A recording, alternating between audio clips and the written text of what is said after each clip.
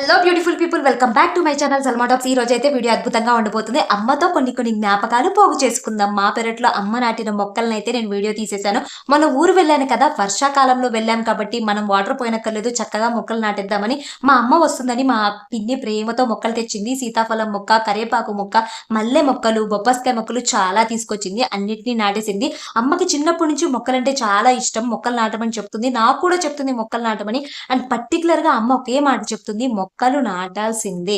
ఎందుకంటే నా జీవితంలో మా అమ్మకి ఏదైనా గిఫ్ట్ ఇవ్వాలి అని అనుకుంటే గనక ఒక మంచి ఇల్లు కట్టించి అందులో చాలా రకరకాల పూల మొక్కలు, పళ్ళ మొక్కలు అన్నీ వేసేసి కోడి పిల్లలు, కుక్క పిల్లలు వీటిని వదిలితే చాలు, అమ్మ మన శాంతిగా బ్రతుకుతుంది.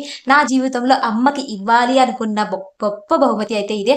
అమ్మ కరేపాక మొక్కనైతే నాటేసింది. నెక్స్ట్ మల్లె మొక్కలు, ఈ సీతాఫలం మొక్కను కూడా నాటుతుంది. అమ్మ నాకు ఒకే మాట చెప్తుంది, చిన్నప్పటి నుంచి మొక్కలు నాటాలనుకుంటే నీ చేత్తో నాటు, అడుక్కునే వాళ్ళు వస్తే ముందుకు నువ్వు వెళ్ళి నీ చేత్తో అన్నం పెట్టు, ఏదైనా జంతువు ఇంటి ముందుకు వస్తే తోలకుండా దానికి మంచి నీళ్ళు అన్నమో పెట్టి పంపించు. ఎందుకంటే నువ్వు చేసే పనులే రేపు నీ పిల్లలు నేర్చుకుంటారు. మనం ఎలా ఉంటే మన పిల్లలు రేపు అలా తయారవుతారు. నువ్వు చేసే పుణ్యం గల పనులే రేపు నీ పిల్లలకి అడ్డుపడతాయని చెప్తుంది.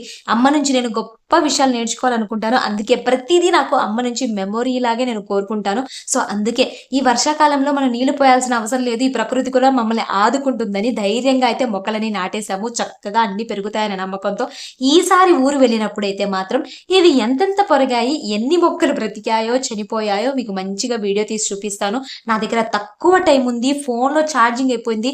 ఇది అమ్మ నాటుతున్న వీడియో కాబట్టి ఒక మంచి జ్ఞాపకంగా ఉంటుంది, మీ అందరికీ చూపించినట్టు ఉంటుంది మా పెరట్లో ఏవేవో మొక్కలు నాటామని. సో అందుకోసం అయితే పర్టికులర్గా వీడియో తీశాను. మల్లె మొక్కనైతే నాటుతుంది ఇలా అడ్డంగా, అంటే అది అడ్డంగా నాటాలంటే ఏ మొక్కనైనా, సో నాకు తెలీదు. ఈసారి నుంచి మనం కూడా నాటుదాము. మీ అమ్మలు కూడా ఇంతేనా? మీ అమ్మలకి మీరు ఏం బహుమతి ఇవ్వాలనుకుంటున్నారో మీరు కూడా కామెంట్ చేసేయండి. అండ్ మీ ఇంట్లో ఇలాంటి పెరటి మొక్కలు నాటడం మీకు కూడా ఇష్టమా కామెంట్ చేయండి. అండ్ మన వీడియో ఇంతవరకు స్కిప్ చేయకుండా చూసినందుకు థ్యాంక్ యూ సో మచ్.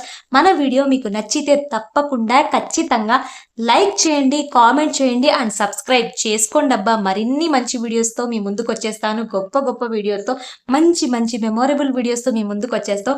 అమ్మ నాటిన మొక్కలైతే చక్కగా బ్రతుకుతాయని నేను నమ్ముతున్నాను. ఈసారి వెళ్ళినప్పుడైతే మంచిగా మీకు వీడియో తీస్తాను.